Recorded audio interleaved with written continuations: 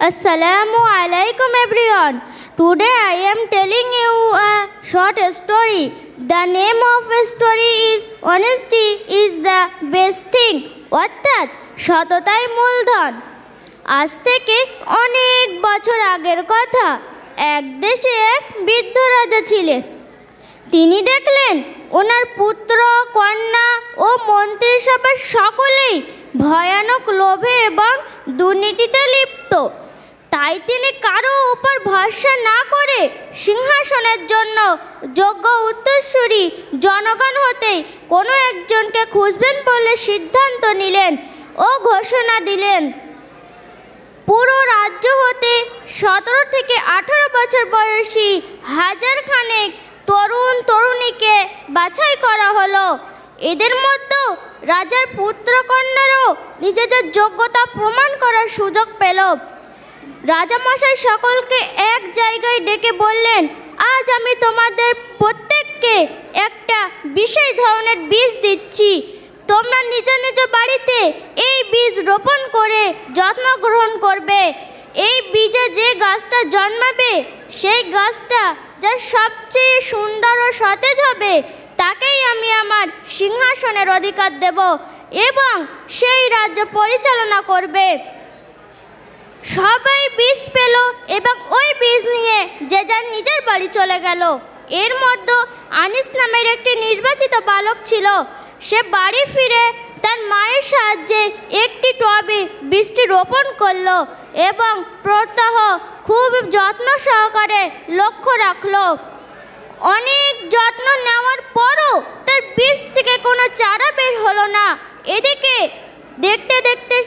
এদিকে নির্বাচিত অনেকের মুখে তাদের চারার গল্প শুনে সে হতাশ হলো এবং ভাবতে লাগলো, এটা নিশ্চয় তার কোনো পাপের ফল।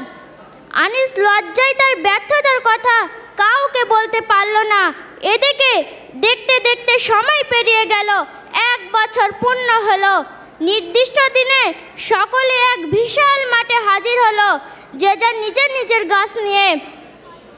প্রথমে আনিস খালি টব নিয়ে যেতে চাইল না, কিন্তু তার মা জোর করলো, তাকে যেতে বলল। সে তখন ভীষণ লজ্জায় পড়ে গেল। এই খালি টব নিয়ে সে কি করে মুখ দেখাবে? কিন্তু মায়ের আদেশ অমান্য করা যায় না। তাই সে খালি টব নিয়ে পিছনের এক কোণায় দুঃখ ভরা মনে দাঁড়িয়ে রইল। অনেকেই আনিসের খালি টব দেখে ব্যঙ্গ করলো, হাসাহাসি করতে লাগলো। এমন সময় রাজামশাই আসলেন এবং একে একে সকলের গাছ দেখলেন। সর্বশেষ আনিসের খালি টব দেখে তাকে মঞ্চে থাকতে আদেশ দিলেন। আনিস ভাবল, এবার তার একটা বড় ধরনের শাস্তি হবে। তাই সে ভীতু হয়ে দাঁড়িয়ে রইল। রাজামশাই উচ্চস্বরে বললেন, আমি তোমাদের সকলকে যে বীজ দিয়েছিলাম তা সিদ্ধ করা বীজ ছিল। ওই বীজে কোনো গাছ জন্মাবে না। অথচ আনিস ব্যতীত তোমরা সবাই আমার সম্মুখে গাছ নিয়ে, অর্থাৎ তোমাদের মিথ্যা নিয়ে হাজির হয়েছ। একমাত্র আনিস তার সাহস ও সততার সাথে ব্যর্থতা নিয়ে আমার সম্মুখে উপস্থিত হয়েছে। তাই রাজ্যের পরবর্তী শাসক হবে আনিস। কেননা রাসূল সাল্লাল্লাহু আলাইহি সাল্লাম বলেছেন, সত্যবাদিতা মানুষকে সঠিক পথে নিয়ে যায়, আর সেই পথের শেষ জান্নাত। আর মিথ্যা মানুষকে শয়তানের পথে প্ররোচিত করে, যার শেষ জাহান্নাম। এই গল্প থেকে বুঝলাম, দুনিয়াতে আমরা সবাই এক ধরনের লোক দেখানোর প্রবণতায় লিপ্ত।